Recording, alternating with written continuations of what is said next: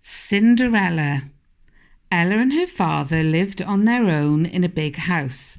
Ella adored dancing with her dad, twirling and whirling until her feet left the ground. She was very happy. Then one day her father came home with a new wife. She was incredibly beautiful, but her eyes were cold. "This is Lady Davina," he said, "and these are her daughters, Minty and Jewel." Ella was too stunned to speak. Nice house. It'll do." Minty and Jewel cared about nothing but clothes. Soon they had bought so many. Ella's father had to travel abroad to earn more money. "Look after my precious Ella for me," he said. "Don't you think I look divine in this?" "Green looks gorgeous with my eyes," said the daughters.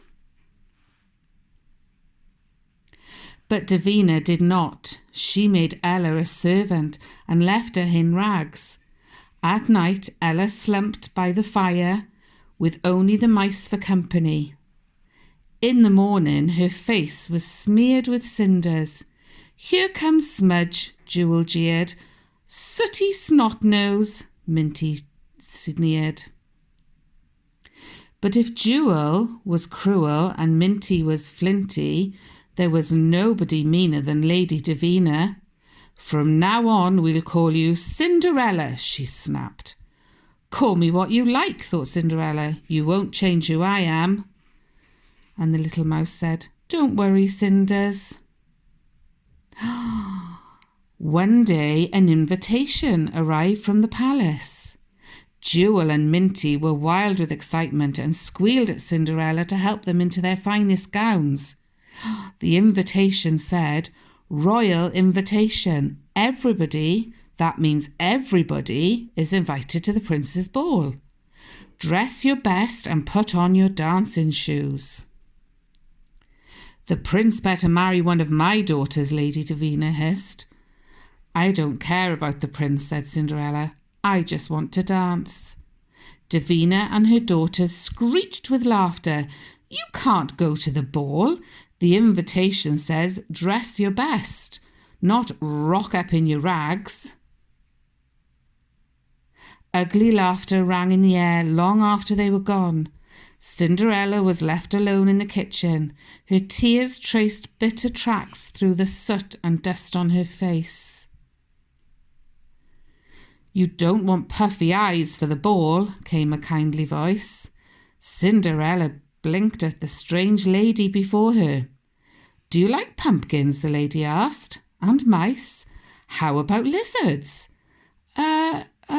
Stammered Cinderella. "I like them very much." "Jolly good," said the lady, walking her outside, waving a wand.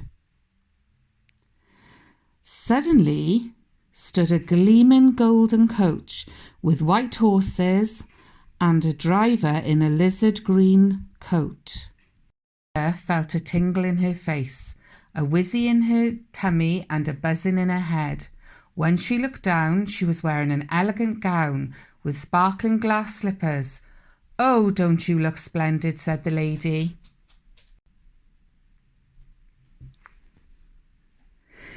"Now make sure you're home by midnight or you'll be stuck in a pumpkin with 2 rodents and a reptile." Taken, Cinderella danced with a charming young man. He made her laugh and sent her twirling and whirling. This was not the plan," said Davina. When she heard the chimes of midnight, she kissed her new friend on the cheek and sprinted out of the palace.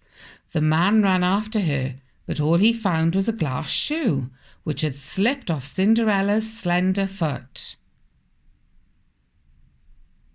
The following day, Davina was fuming. "You two are useless," she screamed.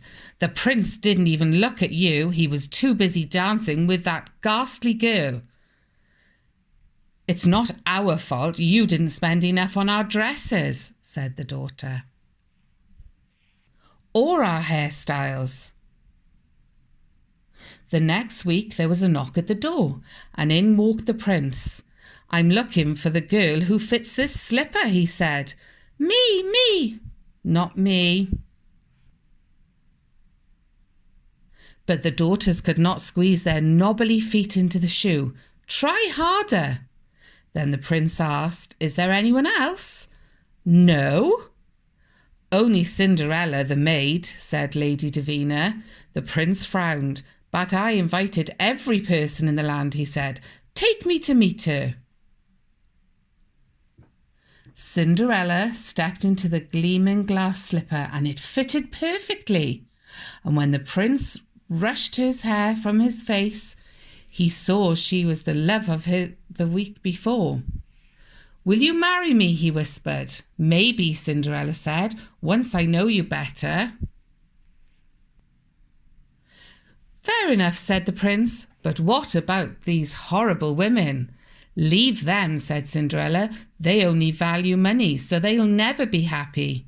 Cinderella was right, and when her father returned from his travels, he threw them out of the house. From then on, Cinderella lived a blissful life, and she still loved to dance, twirling and whirling with her wonderful family.